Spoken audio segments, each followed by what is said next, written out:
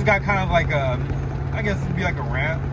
But did you ever notice this? That we live in a throwaway society. And we live in a throwaway society because it's meant to be thrown away.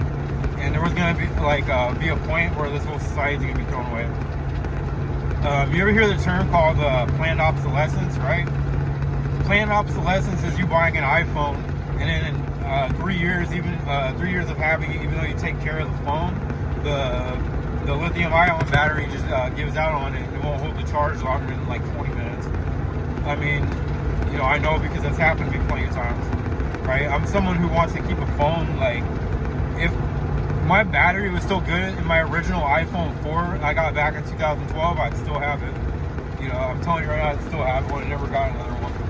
But, you know, the only reason I ever got any new phones, because the batteries would, they would only hold charge for a certain amount of time, and then basically they wouldn't hold charge longer than like 15 minutes, 20 minutes, and then would go straight to the dead, right?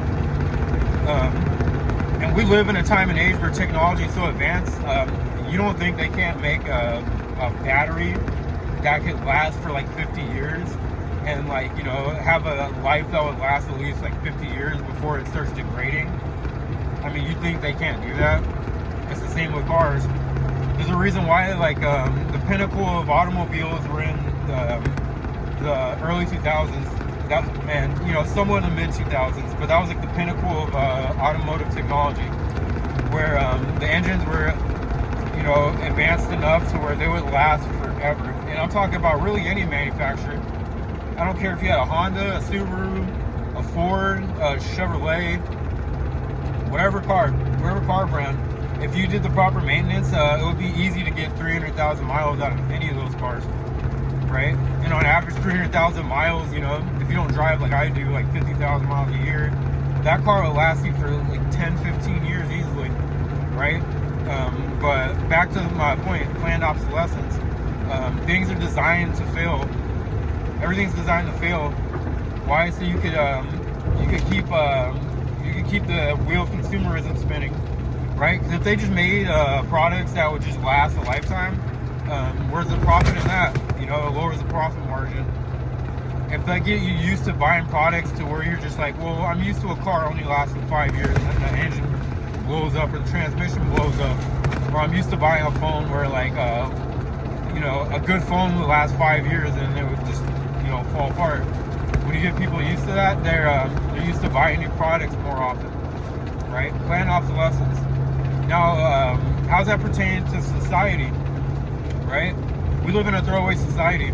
I build houses for a living. Hopefully you can follow me. You know, I can talk like this. But this is how I talk. So, I build houses for a living. The average house back in the day, like, let's say a house that was built 120 years ago. We've demoed houses like that. They're very well-built houses that survived, like, out here in the Bay Area, that survived these earthquakes without any kind of, they didn't have any of the earthquake fasteners that we use today. Those houses outlasted, like, most, you know, the waterproofing, where, like, there was very minimal, like, dry rot on the shear or any of the studs or anything like that. Like, I'm talking about a very well-built house. For the last 120 years, they didn't use sheetrock, they used plasterboard, right? Which is it's like a soft cement. If you're not into construction, if you want an idea of what that is, it's like a soft cement. That's what your walls are made out of, right? So a modern day house now is just like it's just a wooden box. You know, they'll sell you $1 million wooden box. Go to any of these McMansion tract homes that they build. Those houses, they'll have a lifespan of about 30 years before they start dealing with roof leaks. They'll start dealing with substantial problems like the sewer systems will start failing, things like that. They're not built to last. They're built to be thrown away. And here's my crazy theory about it, is because this whole society was built like that. That's why they don't build anything out of stone anymore. United States, Western society, it was only built to get to a certain period, and then it was all built to basically crumble. And when it crumbles, like, let's say like 500 years from now, there won't be a trace of this society left. Most buildings would have crumbled in their own footsteps and rotted away. There'd be no sign of society. Very little. It's not like back in the day where they built everything out of stone, where like, yeah, we can find societies that are like thousands of years old. These societies weren't meant for that. They were built for a certain reason. They're built on the principle of planned obsolescence, because they were built to push a certain, push the world into a certain place, and then they were supposed to fail. It's like capitalism. Look at capitalism, right? I'm not like a political scientist, but capitalism was never built to last. Why was it not built to last? Because there's no such thing as infinite growth. And the basis of capitalism is based on infinite growth. Nothing grows forever, nothing lasts forever in its form. It all transcends into another form. Yes, energy can't be created or destroyed, but it's transformed into another, into something else. It breaks down, it's transformed. And that's what's going to happen to our Western society, and that's what's happening right now. We're watching it crumble. You know, that's why I kind of laugh when people like talk about saving the society. There's no saving the society. It was built to crumble. As is above, so is below. Metaphysically, it's built to crumble. Physically, it's built to crumble. It's all gonna fail. It's supposed to, right? It's all supposed to. For what reason? I don't know. I can't say I know the reason. I can tell you this right now, though. It's built to crumble. It's all built to fail. And if you look at our societies nowadays, look at any aspect of society, it all mirrors that. It doesn't matter if it comes to like dating, jobs, whatever. They're just all like, they're built to just fail, right? They're built to fail, no work put into them. Nothing built to last anymore. And it translates down to every aspect we see. This is kind of just like a rant. There's no real purpose to this rant, as much as I'm just trying to like bring up something I see every day.